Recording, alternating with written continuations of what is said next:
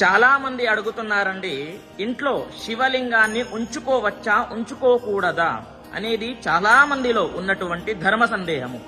అయితే ఈరోజు దాన్ని క్లియర్ చేద్దాం, చక్కగా వినండి.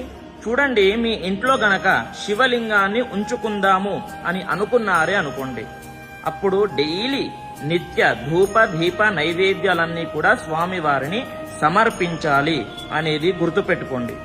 లేదా శివుని యొక్క ఆగ్రహానికి గురవుతారు, అది కూడా గుర్తుపెట్టుకోండి. ఓకేనా? అందుకే ఈ జనరేషన్లో ఇవన్నీ చేయడం అంత ఈజీ కాదు. కాబట్టి మీకు వీలవుతుంది అని అంటే మాత్రమే పెట్టుకోండి. లేదా మీ దగ్గరలో ఉన్నటువంటి టెంపుల్స్కి వెళ్ళి స్వామివారి యొక్క శివలింగాన్ని ఇచ్చేసేయండి. చాలా మందిలో ఉన్నటువంటి ధర్మ సందేహము ప్రతి ఒక్కరికి కూడా తెలియజేయండి. శివుని యొక్క ఆగ్రహానికి మాత్రం గురవ్వద్దు. స్వస్తి, సర్వే జనాః సుఖినో భవంతు.